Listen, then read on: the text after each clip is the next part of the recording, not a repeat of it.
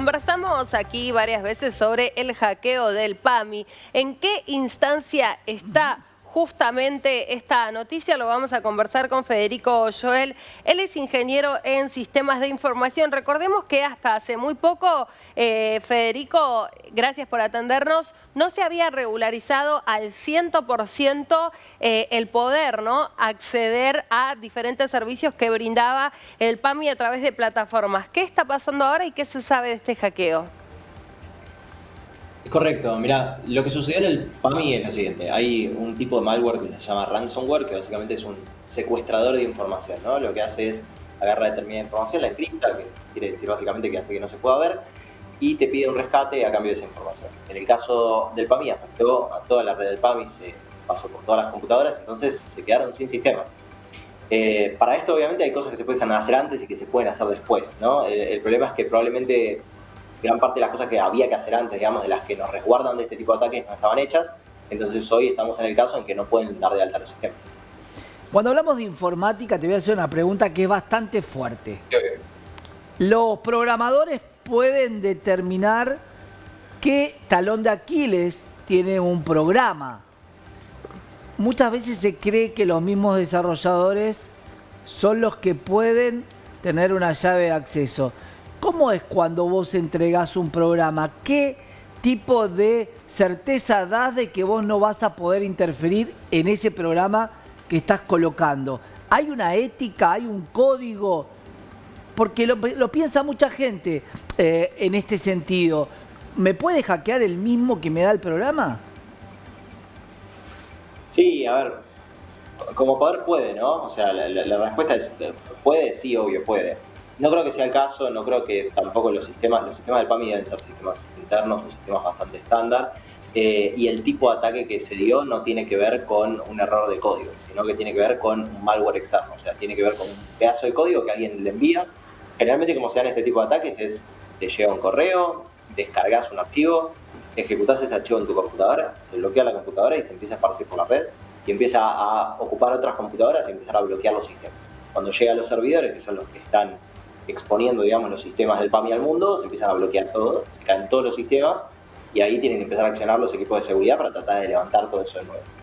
El problema, a ver, como te decía ahí, no creo que haya un problema de desarrolladores, de los sistemas que estaban usando y demás, sino que no había los resguardos adecuados, digamos, para que si pasan este tipo de ataques, poder levantar toda la infraestructura. Claro. Y contanos un poco más sobre este grupo que está pidiendo, bueno, un rescate, ¿no?, para no publicar esos datos, como nos contabas, a los que pudieron acceder a través de este mecanismo. Es bastante oneroso este tipo de ataques, digamos, lo que se busca es eso, ¿no? Obviamente, obtener el rescate, el pago del rescate. Se vieron ataques similares en Chile, se vieron ataques similares en algunos lugares de Europa y Estados Unidos con este mismo malware, que es un ransomware. Y lo que hacen básicamente es, en su página web, que existe ahí, lo que llamamos la Deep Web o la Dark Web, publican toda la información, ¿no? Ofrecen vender toda esta información en caso de que no se pague. Obviamente los riesgos de vender toda esa información, primero estamos hablando de mucha data relacionada a salud, lo cual sí trae muchísimas más implicancias. Pero aparte, después eso conlleva un montón de otros ataques. Porque ahora, toda la gente que está ahí, cuando descarga las bases, las utilizan para volver a atacar. Pero Federico, están pidiendo el precio de un teléfono. No, $700.000 piden. Ah, ok. Dólares, porque yo ya le digo... Claro, son ni $1.000, 700.000 pesos. Es el precio de un teléfono eso. Ahora se entiende. Ahora la pregunta es, ¿por qué el PAMI? ¿Qué dato puede tener, más allá de que impidió en algún momento el tema de la compra de medicamentos? ¿Cuál es el problema de la publicación de datos de alguien que supuestamente cobra jubilaciones con muy pocos ingresos o que no denotarían ¿Qué demasiado? información tienen? ¿Qué información pueden sacar del PAMI? ¿Jubilaciones de privilegio? ¿Altas jubilaciones? No, a ver, primero que tratar de clasificar la información, ¿no? Toda la información es valiosa. Hay información que es pública, que es la que nosotros ponemos en nuestras redes sociales y demás. Hay información que es privada, como nuestro correo, nuestra dirección, nuestro email, nuestro documento y algunas otras cosas. Y hay información que es sensible, que puede ser, por ejemplo, los registros médicos de la gente. En todos estos casos donde la información se vuelve sensible, es mucho más peligroso.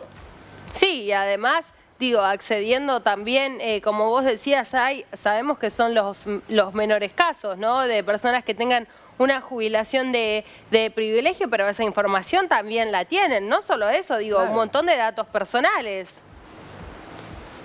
Sí, absolutamente, absolutamente. Hay un montón de datos personales que después son utilizados para volver a realizar ataques. Como te decía, lo que hacen es agarran esa información y te llaman a vos y, por ejemplo, te dicen, o sea, el caso de la vacuna. Cuando se habían filtrado los casos de las vacunas, llamaban a la gente y le decían, no, tenés que la próxima dosis, vos te diste la tal dosis tal día en tal lugar. Entonces la gente empieza a confiar y cae en sus siguientes ataques. Claro. Toda esta información se usa para muchísimos ataques subsiguientes y por eso tiene tanto valor también, Y ¿verdad? pongamos que hackean, ¿no? Ya la El PAMI, tienen. bueno, y tienen mi información. ¿Tengo yo algún mecanismo para cubrirme con respecto a eso? O como vos decías, al utilizar la aplicación, digamos, queda 100% al sistema de seguridad que tenga, digo, cualquier plataforma, no solamente el PAMI, cualquier aplicación que nosotros descarguemos, Claro. para cualquier cosa que la usamos un montón todos los días y que aceptamos que nuestros Claro. datos estén ahí. Y por otro lado, Federico, si ese es el objetivo de tener la información y poder reutilizarla, pagar no tiene sentido porque ya la información la tienen y para poder hacerlo ya lo tienen. Ya, ¿cuándo se termina esta toma de rehenes, por llamarlo de alguna manera? Bien, es muy buena la pregunta. La primera, ¿pagar la información es recomendable? No, nunca. ¿Por qué no es recomendable? Porque como vos bien decías, ya la tienen y pueden hacer copias de eso, entonces nada me garantiza que si yo pago para que esa información vuelva, no la van a volver a publicar. Después lo que decía Rocío de cómo me protejo, una de las normativas lo que dice básicamente es que si a mí se me filtran datos, yo lo tengo que avisar lo más rápido posible a todas las personas que están impactadas, digamos, por este filtrado de datos. Cosa que el PAMI se tomó algún tiempo, digamos, para hacerlo, ¿verdad? Eso es importante, ¿por qué? Porque la idea es poner en alerta a las personas que sepan que hay información, que hay gente con malas intenciones que tiene su información, ¿verdad? Entonces uno poder estar más atento. Y la tercera pregunta, Santi, que viene por cuándo se termina esto, no te lo sabría decir, pero depende mucho de qué haya hecho antes. La manera correcta de que esto no te pase es tener bien resguardada la información, tener backups, digamos, en otros lugares, cosa de que cuando pasa esto poder levantar todo de nuevo. Te quiero hacer, Federico, una pregunta muy cortita antes de despedirte.